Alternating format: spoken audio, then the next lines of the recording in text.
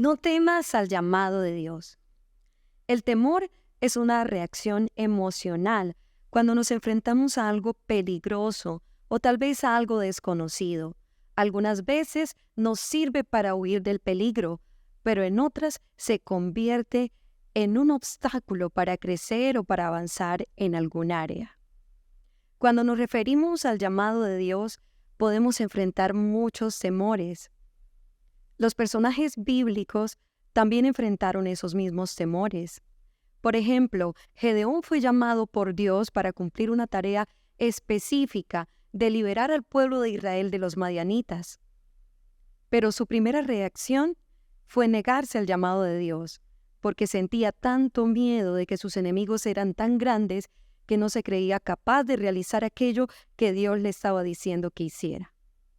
En esta ocasión, queremos nosotros compartir este tema, desarrollarlo, entender de qué forma nosotros podemos enfrentar nuestros temores para finalmente llegar a cumplir aquello que Dios nos ha encomendado. Tenemos el privilegio de compartir este tema con un misionero activo de nuestro país, un misionero colombiano. Nos referimos al pastor Eduard Sánchez. En esta hora él nos está acompañando y será él quien responda a cada una de esas inquietudes respecto a los temores en el llamado de Dios. Muchas gracias, pastor, por acompañarnos. Bienvenido a Recordando la Palabra. A ti, hermana, por la invitación y a todos los que hacen posible este programa. Un saludo muy cariñoso a la distancia y Dios los bendiga a todos. Muchas gracias.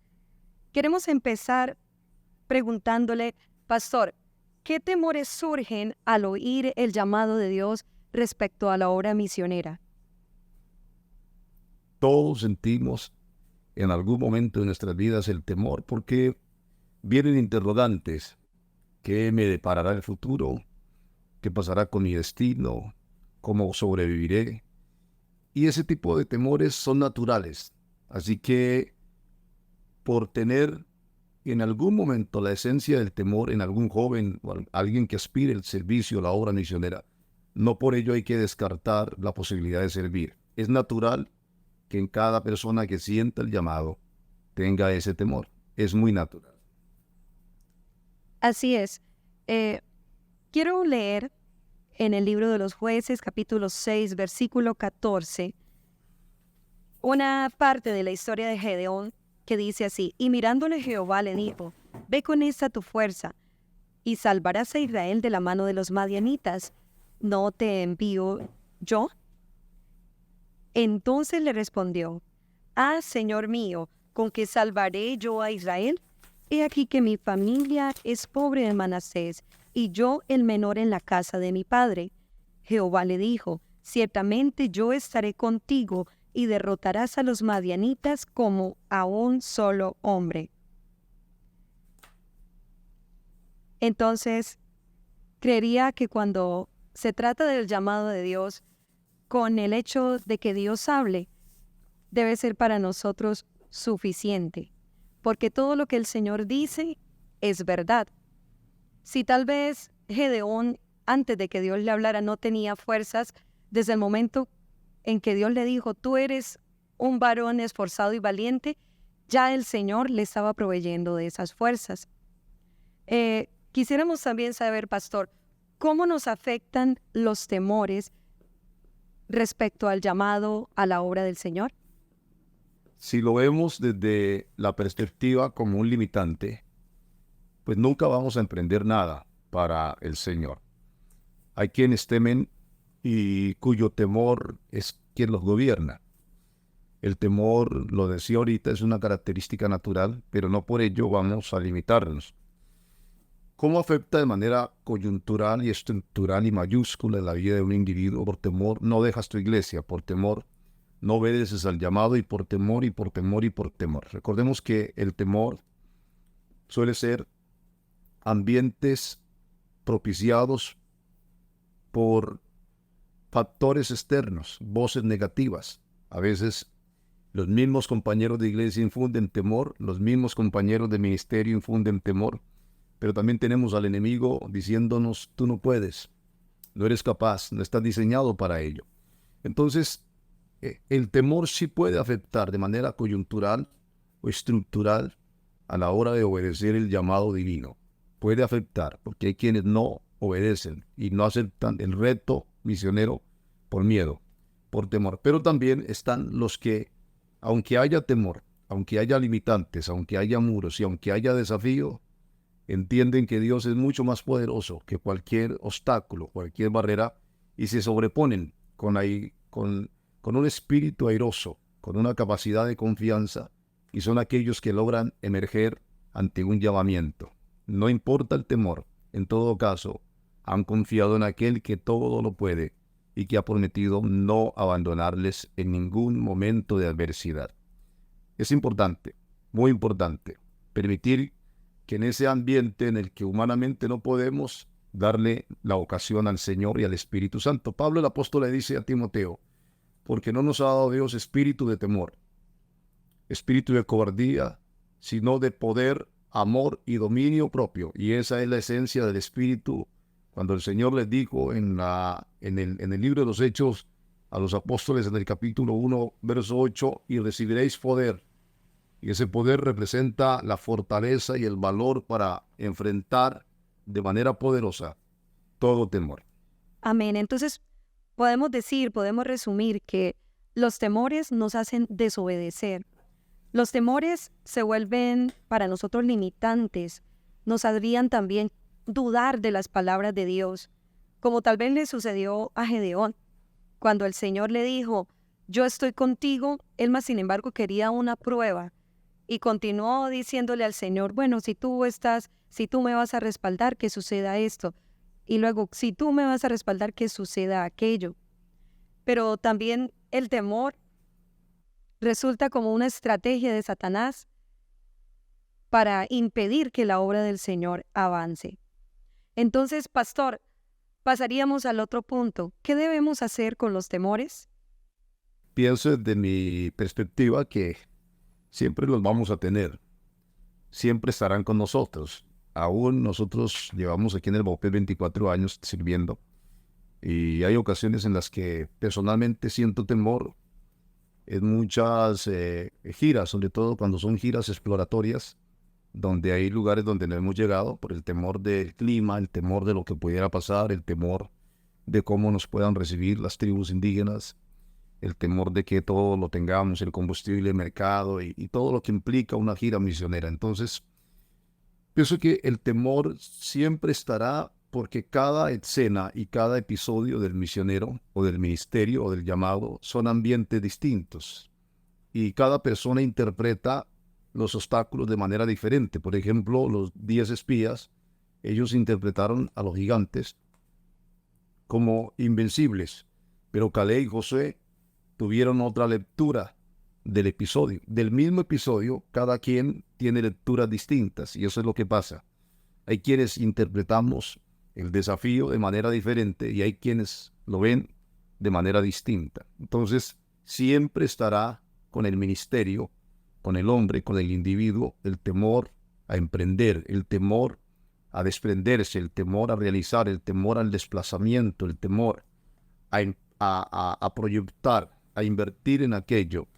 Y lo que creo que hay que hacer es permitir que ante el temor eventual haya una sobrecarga de la confianza y de las herramientas e insumos que Dios le ofrece al ministro, al llamado, a quien ha sido llamado por el Señor. Y ahí se desprende un elemento y es la convicción de ese llamado, porque puede que el temor esté en todos los momentos en los que emprendamos algo para el Señor, pero puede más la convicción del llamamiento, del llamado que el Señor nos ha hecho. Todos en algún momento tuvieron un episodio de temor, todos, apóstoles, el mismo Pablo, los misioneros, los patriarcas, los profetas, pero eso no impidió que ellos desarrollaran sus ministerios. Eso no impidió que ellos ejecutaran un llamado divino. Así que en el momento en que alguien sienta temor, y usted que está escuchando esta transmisión, participando de de este culto, de este momento, es importante organizar cada cosa, no permitir que el temor sea quien direccione las respuestas en tiempo inmediato al llamado del Señor. Hay que ser un poco más agresivo, un poco más atrevido, un poco más allá de aquellos que se quedan sencillamente anclados o congelados ante un ambiente en el que pueda surgir el temor en la vida de ellos. Dios es más grande, de eso estamos seguros, hermana Lidia. Amén. Entonces, podríamos decir que para enfrentar, que para saber sobrellevar esos temores necesitamos valentía. Necesitamos también recordar lo que Dios nos ha dicho. Aquel que ha recibido ese llamado de Dios, recordar continuamente las directrices que Dios le ha dado respecto a lo que quiere que haga. Porque estamos seguros de que a todos aquellos a quienes Dios les ha llamado a hacer algo, Dios siempre los respalda. Y así como sucedió con Gedeón, aunque Gedeón tenía sus dudas a causa de sus temores, el Señor, las veces que él le preguntó, siempre le estuvo confirmando. Entonces, entiendo que el Señor siempre confirma aquel llamado que le ha hecho a alguien. El Señor siempre está respaldando por más obstáculos, por más dificultades que se presenten, por más temores que enfrentemos. El Señor está ahí con su maravilloso poder para darnos su respaldo, para darnos su ayuda. Pastor, quisiéramos escuchar alguna experiencia en el campo misionero donde usted ha tenido que enfrentar el temor y cómo lo ha vencido. Podríamos contar muchas anécdotas, ¿verdad que sí? Porque en todos los momentos en los que emprendemos las giras, regularmente en MeToo, se hacen giras cada mes y medio o cada 2 meses. Hacemos desplazamientos donde involucra en ocasiones grupos no alcanzados y también en ocasiones involucra trabajo evangelístico y a la vez confraternidades y visitas pastorales. Y no todas las giras son del mismo ambiente, porque algunas hay que caminar, otras hay que navegar y caminar, otras hay que navegar, otras hay que quedarse en la selva, otras hay que caminar días por la selva, otras veces son 1 o 2 días de camino nomás. Pero en todas vamos a encontrar siempre dificultades. Pero recuerdo especialmente una experiencia que vivimos en el Alto Vaupés, en una cachivera llamada Yurupari. Yurupari en la lengua yerán significa salto de Satanás. Es una ceremonia también que se hace en los grupos étnicos como la parte de su cultura. Y en esa cachivera han muerto muchas personas, sobre todo turistas, personas blancas, que desconocen el peligro de estas cachiveras. Cachiveras son rápidos, son como corrientes, como rocas, remolinos, y se hacen como pequeñas cascadas. Así que lo que coja el remolino o la cascada en la velocidad y las piedras, pues lo destruye, lo mata, lo ahoga. Y precisamente veníamos de un evento muy bonito del municipio de Carolú, Alto Vaupés, que está a 2 o 3 días por agua desde MeToo. Y se hizo un evento muy bonito en ese pueblo. La gente aceptó a Cristo y hubo un ambiente. Creo que todavía no se había instalado una iglesia, la obra en ese lugar. Hacíamos visitas periódicas para evangelizar y compartir la palabra. Y regresando, veníamos con mi esposa y mis hijos. Ellos estaban muy pequeños todavía. Y yo fui el único hombre blanco que me quedé en la canoa porque es tan peligroso que no permiten que los hombres blancos se queden en las canoas. Eso regularmente lo hacen los hermanos indígenas o las personas que tienen experiencia para atravesar aquella cachivera. Entonces yo iba grabando con la cámara, siempre me ha gustado la fotografía y el video, y venía grabando. Y la embarcación naufragó en medio de la corriente y de las cachiveras. En ese momento las posibilidades de vida realmente eran muy, muy mínimas, muy mínimas. Estábamos frente al chorro y frente al desafío de la corriente. Y vimos cómo al hundirse todo, empezó a flotar por el río, la corriente. Y menos mal que previo a eso yo me había puesto un chaleco salvavidas, aunque nado muy bien, pero el salvavidas me dio un poco de seguridad. Y cuando quedamos a la deriva en el río, en el agua, en la corriente, supe que las probabilidades de muerte eran muy altas. Sabía que podíamos morirnos en ese momento. Mi esposo y mis hijos iban por el camino, porque ellos se bajan y transitan para evitar el peligro. Y estando allí, tuvimos mucho temor de muerte. Personas que allí empezaron a gritar, como a encomendarse a Dios. Y cuando llegamos a la orilla, milagrosamente, logramos tocar piso con nuestros pies.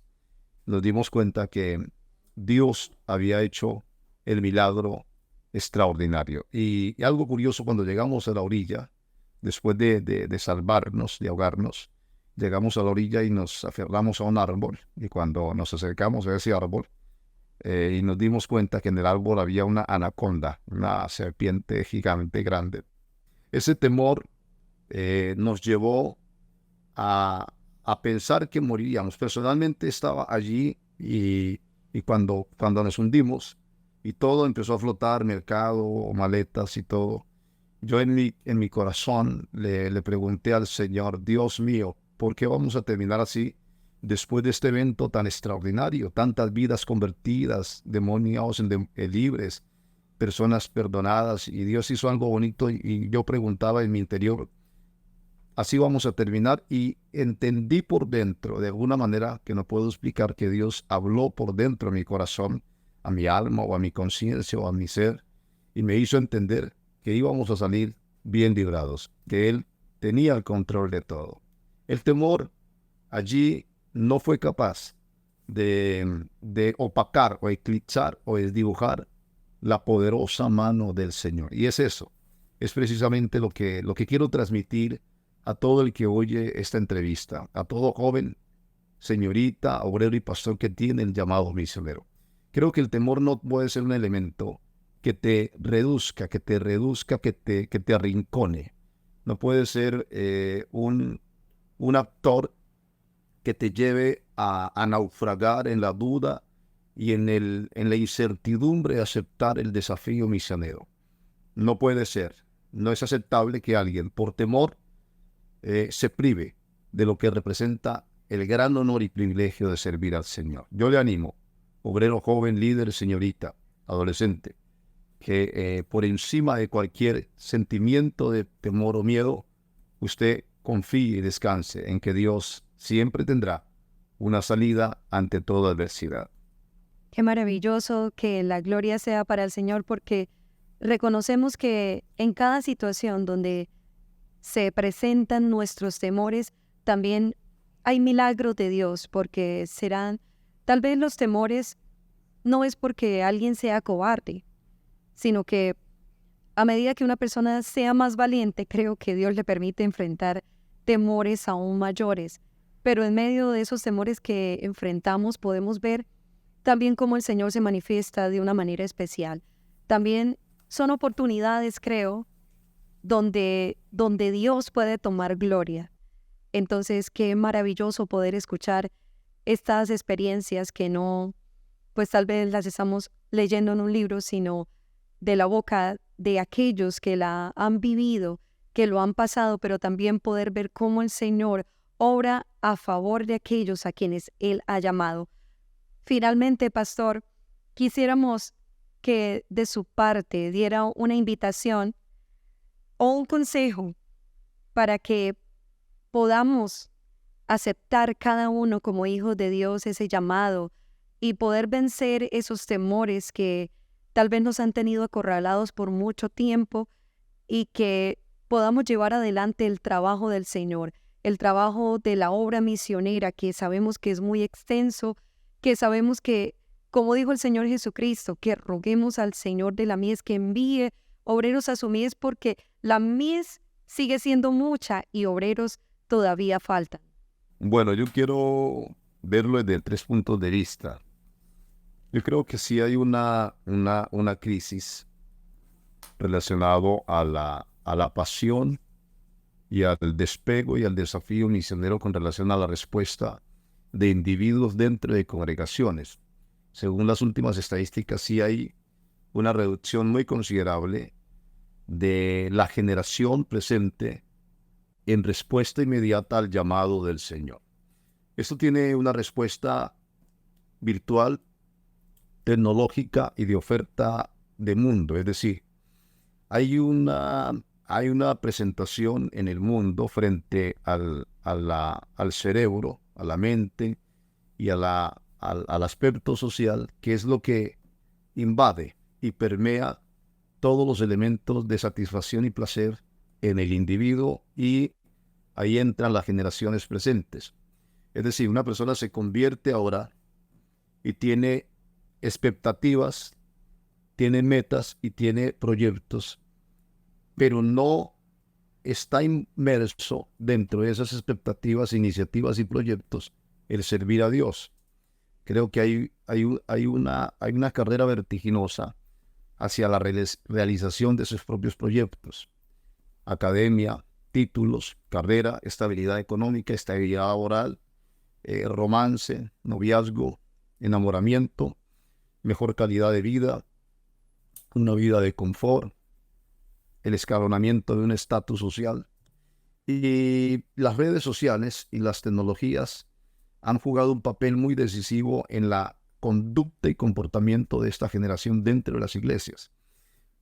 Por ello, cuando se habla del llamado misionero, el llamado misionero no promete ninguno de lo que acabo de mencionar. El llamado misionero no promete estatus, estabilidad, dinero, posición, rango, academia.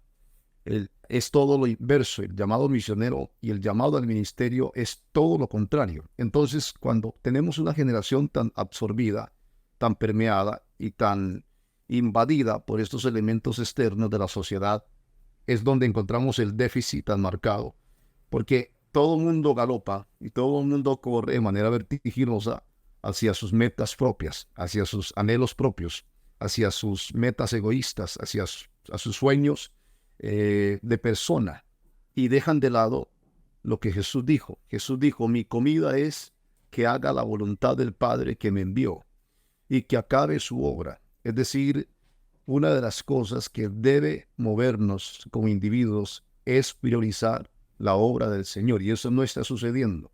Y no está sucediendo por lo que acabo de explicar. Desde un ambiente social, las personas corren, pero corren hacia el lado adverso.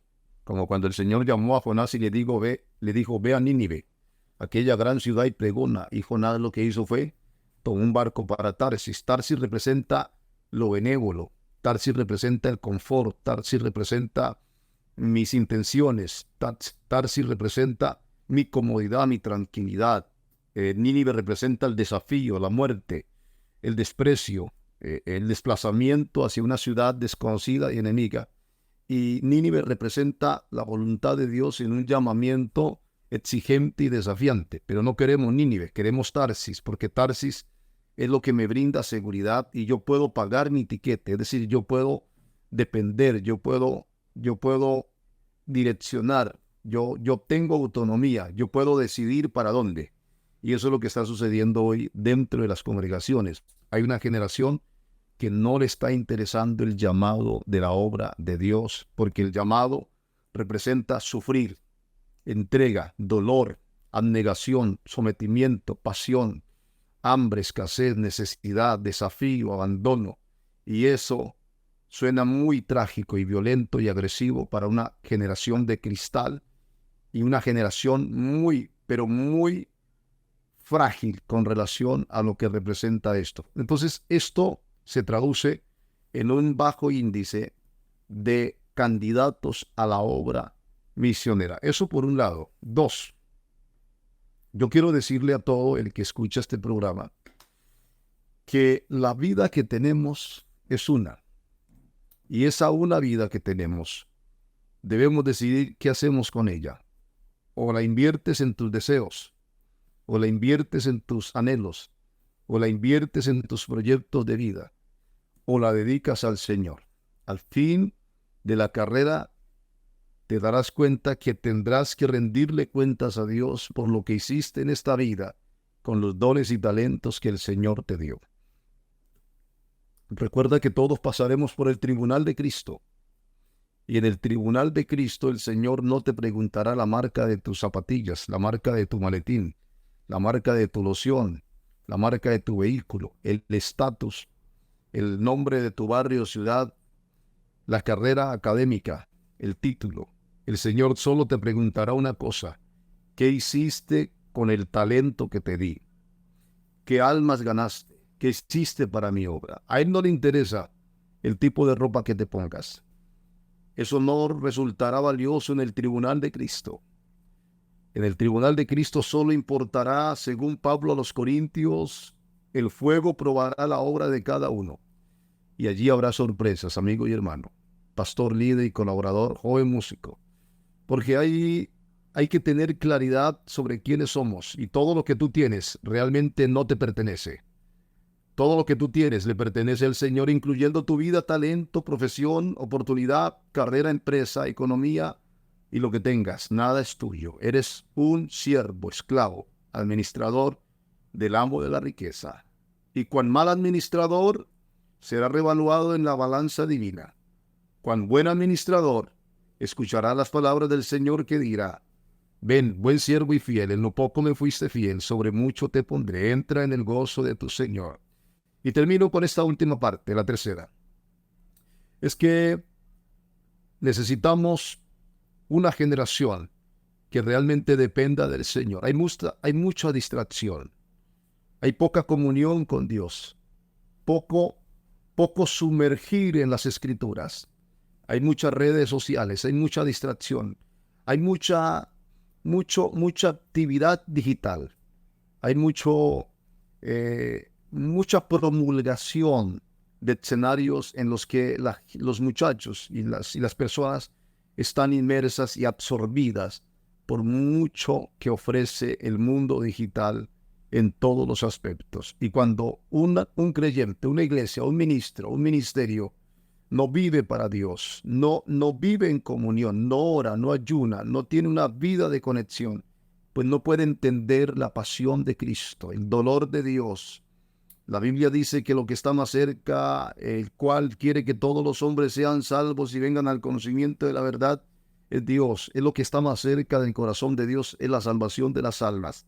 Y si tú no tienes comunión con Dios, tú no interpretarás los motivos y los deseos de Dios. Si tú no vives en comunión, si tú no oras, si tú no ayunas, si tú no te congregas, si tú no estudias, si tú no te das a una vida de íntima comunión, a una vida de entrega, a una vida de devoción, tú no tendrás en lo más mínimo ningún interés por los deseos de tu Señor, porque no conocerás esa voluntad. Dios no te puede transmitir eso que Él tiene. Recuerde que todos los hombres a los que Dios usó en siglos pasados y en siglos modernos fueron hombres que vivieron, como dijo el profeta Isaías o el profeta Elías: vive Jehová en cuya presencia estoy.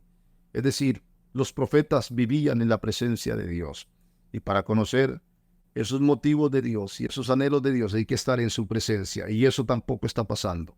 Necesitamos que Dios traiga un bautismo de oración, de clamor y de hambre por la gloria del Señor, más que por la gloria del mundo, y que podamos ser bañados de ese poderoso sentir de servir al Señor. Jóvenes, pastores, líderes, esposa de pastor, hijos de pastor, muchachos, adolescentes, tu vida es valiosa, pero solo en las manos del Señor. El mundo te ofrece cosas, pero son efímeras. Son un flash de emociones temporales. En el Señor, nada será en vano. Dios lo bendiga. Amén. Podríamos entonces nosotros decir que uno de los mayores temores que enfrenta esta generación para poder aceptar el llamado de Dios es el temor a depender totalmente de Dios, porque cada quien quiere depender de sí mismo, cada uno quiere hacer su propia voluntad, y tal vez nos hemos olvidado que cuando el Señor nos llamó a la salvación, también nos dio una tarea como iglesia, como pueblo de Él, nos dio una tarea en esta tierra. Y si nos llamamos hijos de Dios, nosotros no somos independientes, nosotros ya estamos comprometidos con una labor que el Señor nos ha encomendado. Entonces ninguno de nosotros estamos exentos de decir: es que yo puedo hacer con mi vida lo que yo quiero, porque hay alguien que es el dueño de nuestra vida, hay alguien que fue el que determinó para qué nosotros vinimos a esta tierra, y somos responsables delante de Él de cumplir con ese llamado, de cumplir con esa responsabilidad, y todo exactamente se enfoca a que la obra del Señor salga adelante. No es importante realmente tanto que cada uno de nosotros brille, como tal vez el mundo dice, que cada uno de nosotros llegue a cumplir sus metas y sus sueños, porque el Señor Jesús mismo dijo, el que quiera ganar su vida, la perderá. Pero aquel que pierda su vida, es decir, aquel que invierta su vida en mí, en el Evangelio, para vida eterna la guardará.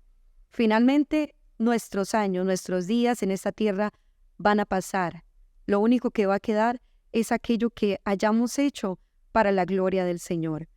Así que queremos agradecer de una forma muy especial al pastor Eduard Sánchez. Queremos que la bendición de Dios continúe sobre usted, sobre su familia, sobre su iglesia, sobre ese ministerio maravilloso que el Señor les permite desarrollar, que a cada lugar donde asistan, a cada lugar donde vayan, allá la presencia del Señor, el poder del Espíritu Santo les respalde. Y queremos una vez más decirle muchas gracias por todo lo que ha compartido con nosotros, por su tiempo, que sabemos que tiene muchísimas ocupaciones, pero ha sacado este tiempo precioso para poder bendecirnos a nosotros. Que el Señor le bendiga, pastor. Amén, hermana Lidia, para ti, para todo el programa y para todos los que están detrás de cámaras también. Un saludo muy afectuoso y a todos los que siguen esta transmisión, a este programa. Darles que están invitados a venir a MeToo Baupés. Todos, sin excepción. Aquí les esperamos. Serán bien llegados. Muchas gracias. Que el Señor nos conceda un día poder estar allí y poder ser parte de esta maravillosa labor. Así que no temamos al llamado de Dios y cumplamos con aquello que el Señor nos ha encomendado.